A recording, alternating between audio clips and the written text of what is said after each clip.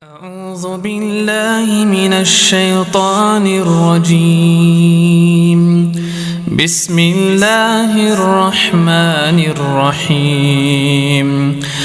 الحمد لله رب العالمين الرحمن الرحيم مالك يوم الدين إياك نعبد وإياك نستعين اهدنا الصراط المستقيم صراط الذين أنعمت عليهم غير المغضوب عليهم ولا الضالين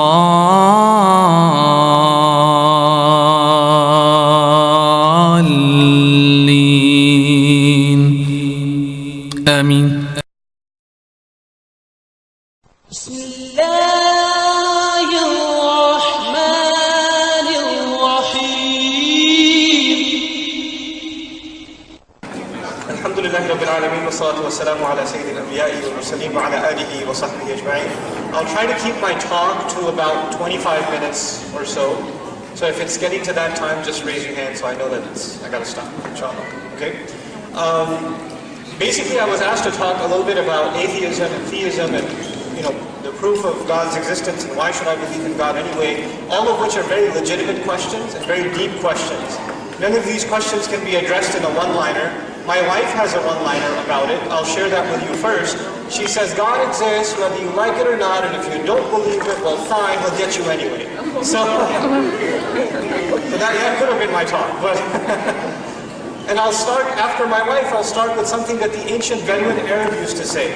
Like sometimes there would be people from other civilizations, like the Persians or the Romans, that would do trade. And before Islam, they would do trade sometimes or pass through Arabia, and they'd see these Arabs, they still, even though they had shirk, they still believed in a God.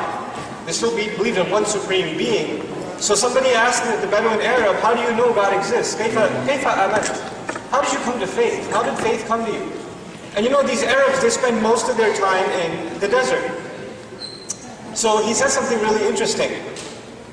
He pointed at his camel's droppings, his camel's, duty. He pointed at it, he goes, because of that, I know my camel exists. That's all he said. That's all he said. And what did he mean by that? He meant when I see that in the desert, when you see something, it's a sign of something else. When you see a path or footprints, somebody walked by here. When you see a fire that's been put out, but there's burnt wood there and ashes there, some people were here camping, and they left. There are traces here. He looks at all of creation as traces of God. Just like that small feces in front of him is trace of his camel, that his camel's there. So in his mind, there's no doubt. And that's as straightforward, as linear as his thinking is. It's as clear as day to him.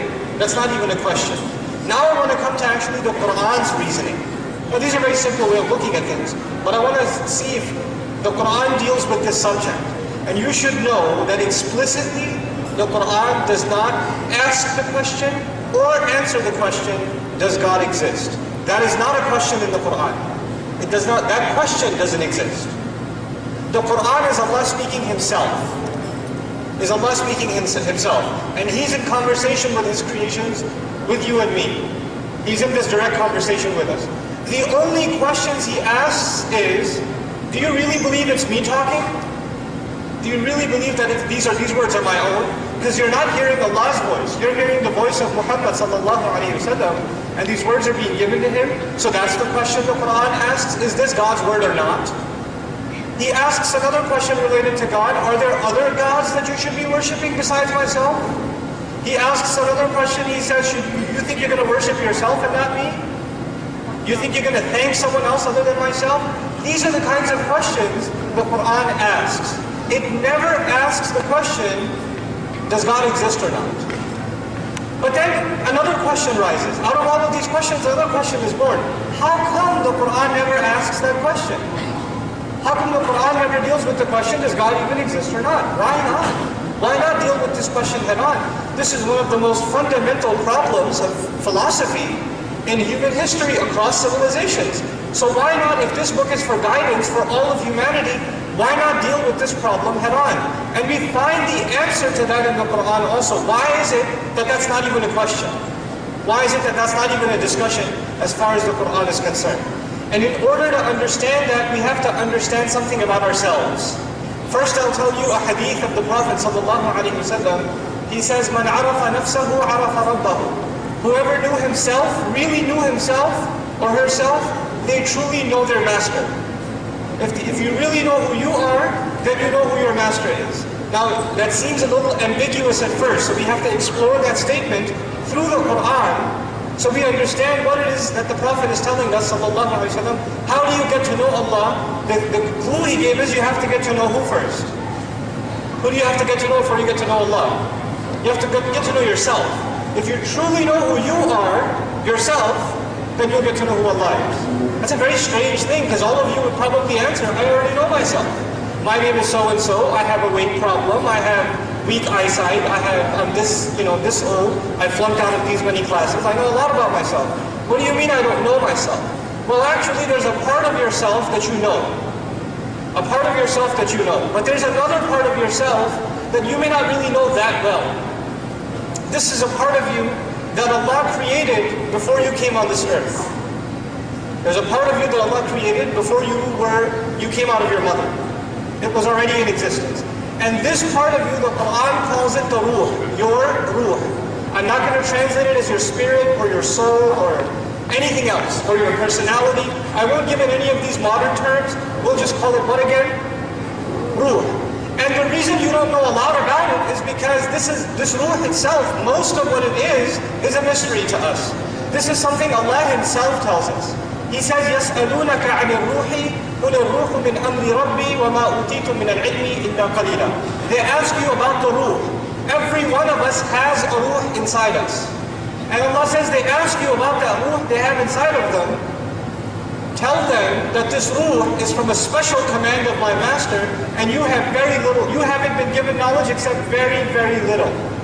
You have been given knowledge, not much knowledge except very, very little of what this ruh actually is, what its function is, what its benefits are. So Allah has told us a few things. And I want to bring your attention to those few things. The purpose of me bringing attention to those things is that you and I get to know who is, first of all, who we ourselves are. And then once we get to know who we are, by means of that we will get to know who Allah is, who Allah is. So the Quran's argument begins with this. If you want to talk about the theistic argument, or the argument about the belief in God, it begins from this point.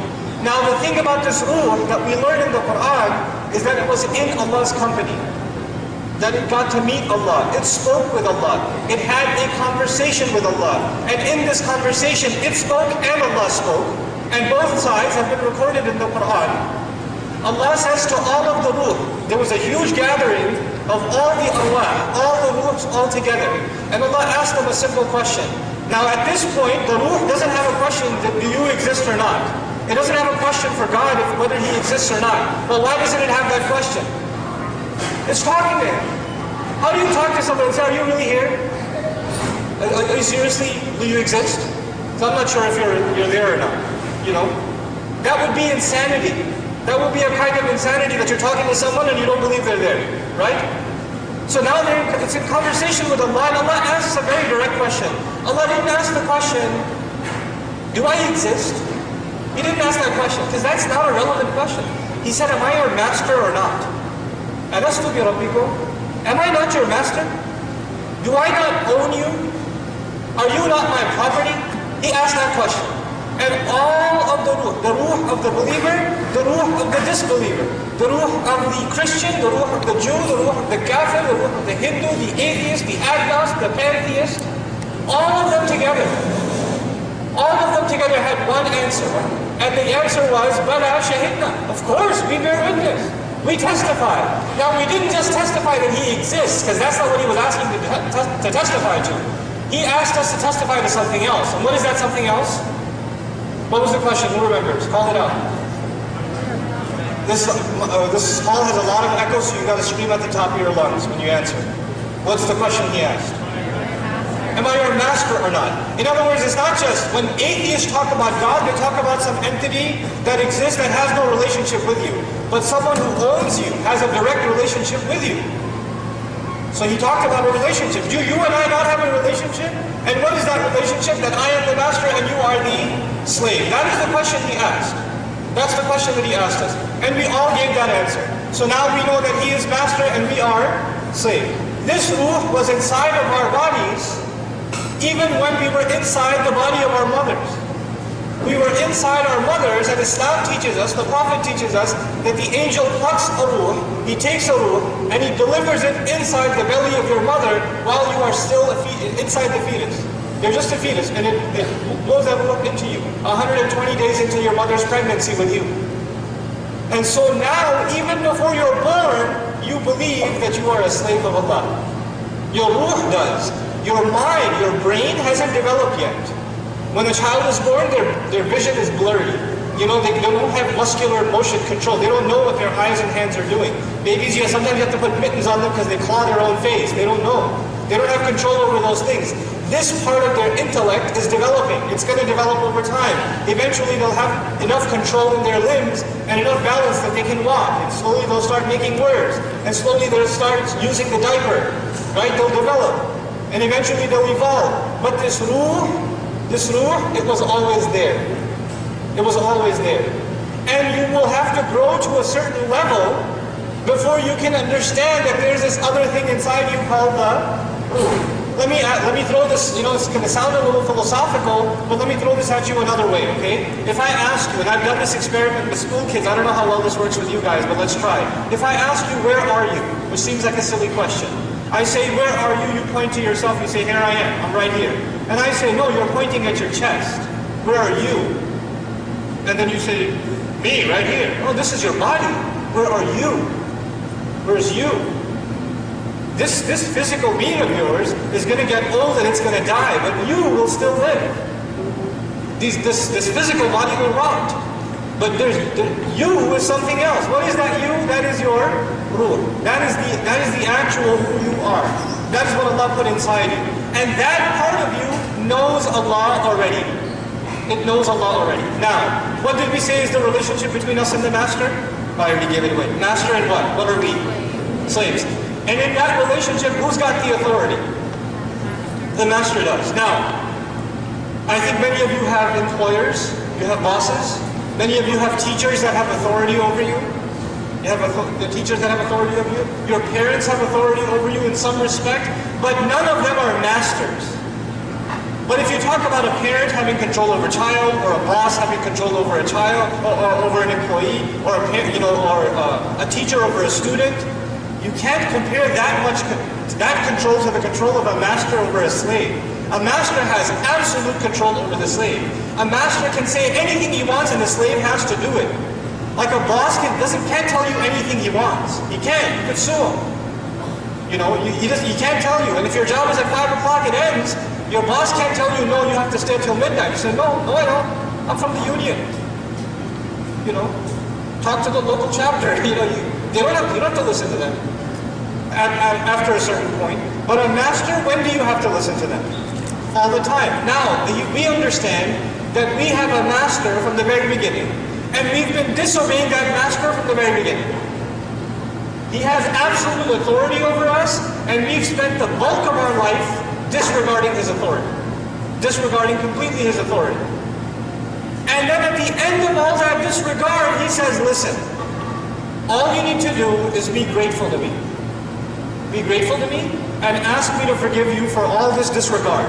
I'll let it all go. The Quran begins, Fatiha begins with what phrase? After Bismillah ar-Rahman ar-Rahim. What does it begin with? Alhamdulillah. Now you tell me, when we think of Alhamdulillah, we think of the things Allah has given us, right? Allah has given us many things and we thank Him for it. But from the point of view of our ruh, the first and foremost things we're thanking Allah for is that Allah is our master, which He tells us in Fatiha. He reminds us again, Alhamdulillahi what? Rabb, master, again. He's our master, we're the slave, we've been disobeying Him, but He didn't annihilate us. A farmer owns a cow, and he milks the cow, and it stops milking, he says, this cow is no good for me. I'm going to slaughter it, get rid of it. You do worse with your phone when it stops working. You do things to your laptop out of anger when it crashes or gives you the blue screen of malakul maut. Right? So you have the things you own, don't do what you want them to do. You have your way with them. But Allah has not done His way with you. He lets you eat. He lets you sleep. He gives you more. He keeps letting you go. And so for that reason, we say Alhamdulillah. And so Allah asks the question, you're going to thank someone else? After everything I've given you, and I keep giving you, you're going to thank someone else? Should it even be a question whether I exist or not? That's not even a question in the Quran. You understand why? Because that part of us inside, that part of us exists inside of ourselves. Now the philosophical argument comes from the atheist or the agnostic. The argument comes, well, how do you prove a soul exists? We tried to do radioactive scanners on the Sci-Fi channel when a person's about to die to see if there would be any seismic activity. You seen those sci-fi shows? They try to see if the soul is leaving the body, and then the thing goes, and it's, his ghost is leaving. Or it's back again, or whatever, right? It's just the microwaves on, but that's the soul to them, right? So, they're trying to find some empirical proof of the existence of God. Also, the most common form of atheism, though it has tons of different forms, the most common form of atheism you've probably come across, or you've heard about from your friends and peers, is the atheism that basically says modern science has reached a point of maturity and knowledge, and we've explored the universe far and wide. There's no God, it's all science. It's all science. It's all scientifically plausible, provable. You don't need God to show the existence of the universe. We can all show it through laws and principles of science. There's only one fundamental problem with that argument. Science does not explain why. It only explains what.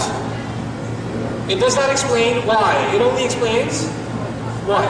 It's the study of what happens when I let this bottle go. It's a study of what happens. It's a study of phenomena that already exist. And it's a study of the seen world. It's a study of the seen world. So it's a study of the droppings. It's a study of the remains on the campfire. And it cannot go and it cannot find the camp that already left. This creation of Allah is in the seen world. You can study it and study it and study it. But if you've lost your sense of gratitude that was inside you, Alhamdulillah, where Quran began, if you've lost that inside you, you could study science till your death day and you will not find God. And interestingly enough, people who keep their ruh alive, people who keep their decency alive, even among non-Muslims, you might be surprised to find this out, and I'm hoping to convince a friend of mine who's in North Carolina, Salman Sheikh, to come over here. This is one of the last things I'll share with you. He's got a couple of master's degrees, one in the philosophy of science, one in, he did a thesis on Newton from Duke. On Newton. And the question was whether Newton believed in God or not, whether he was a muwahhid. Moreover, did he believe in Tawheed or not? Did you know that Newton, father of modern physics, right? He wrote papers on the existence of God. And he wrote papers against the Trinity. And he wrote papers about why it doesn't make any sense that God would have a son. He wrote papers, like literally, it's almost like he wrote a tafsir of Surah Al-Ikhlas. That's what it feels like when you're reading it. And these are the pioneers of modern science, and there's not one or two. There's multiples of them that actually saw science as a means of confirming God's existence, not denying it. And these are the pioneers of modern science from the Western world. I'm not talking about Muslim scientists. I'm not talking about Muslim scientists. But somehow there's this delusion, there's this gap being made, as though when you study more science, you're supposed to now believe in science instead of believing in God. It's like they're one or the other. The Quran's argument is the exact opposite that Abdul Rahman was making reference to. The Quran challenges us to study science. It wants us to study science. Because the more we study science, the more we appreciate creation. And the more you appreciate creation, if there's any good left inside you, you will be grateful. And who will you be grateful to? Not the creation, but its creator. But its creator. The physician will be the most grateful to Allah because he's seen a heart beating when he does surgery. And he's seen this design. This incredible machine. He's seen it at work, up close and personal. And he says, mine's still beating inside mine, alhamdulillah. He's seen those things. He's seen them up close and personal. I know I'm way beyond my time, but I'll make one quick reference and I'll close my talk. There are a lot of young people here, so I'll make reference to the show. Probably some of you have seen it. I've seen 1 or 2 episodes because I was curious. Somebody told me about it. The TV show House. How's it? You can raise your hand, it's okay. I'll accept your istighfar. I'll make dua for you. Right? Basically, the idea of the show is that you have this super intelligent physician who crazy cases come to him, nobody can figure out what's wrong with the patient, and he's this super crazy genius doctor who solves this case by the end of the episode. That's usually how the episodes work, right? But at the same time, this genius doctor happens to be what? If anybody knows about the show, as far as his beliefs are concerned, what does he happen to be? He happens to be an atheist.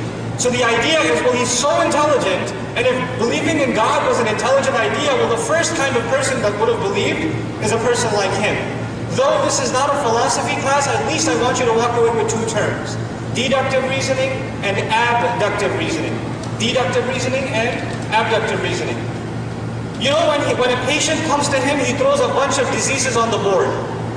This could be wrong with him, this could be wrong with him, this could be wrong, this could be wrong, this could be wrong. And he's just making guesses at this point.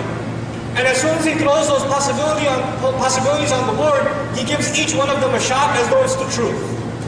He gives it a try. He gives it a try. And then the patient gets worse and he goes, okay, clearly it's not the first one. We got to move to the second one. Then they try the second one, that's not working, they cross that out, they move to the third one. You see this process?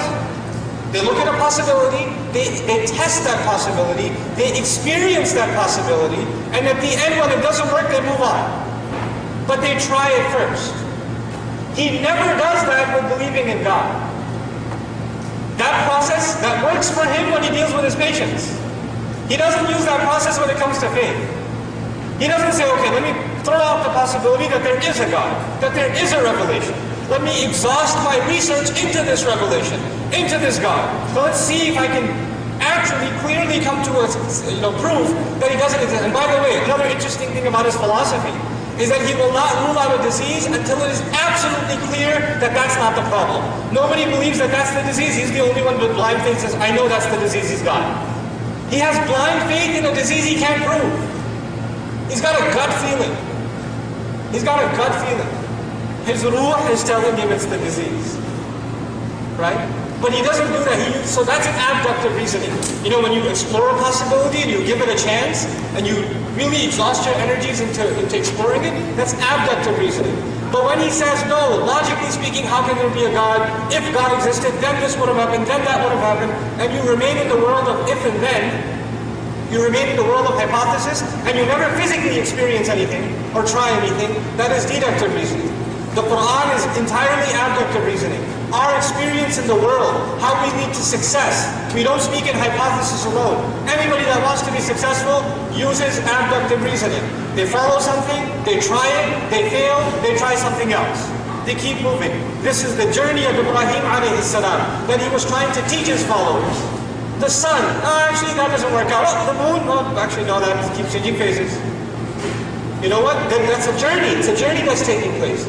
But the bottom line, the reason I mentioned all of these things to you, though I have a lot of other things to talk about when it comes to this discussion, do not think just because people that are atheists or agnostics or whatever are presenting to you certain philosophical arguments that you don't have a counter argument. Oh, that's it. They've got this mystery solved. And these billions upon billions of people that have believed in Allah and have naturally believed in Allah. Societies all over the world, Mushrik, Muslim, doesn't matter. Some concept of God has always been there. And atheism is not the beginning. It's not the beginning state of a society. Some people pull out of theism into atheism. And usually it's because of some personal reason, which inshallah hopefully will come up in the QA session. I won't spend more time on this discussion inshallah ta'ala here. Hopefully at another occasion we can take each of these things and go into more detail. Barakallahu li wa lakum. Assalamu alaikum wa rahmatullahi wa barakatuh.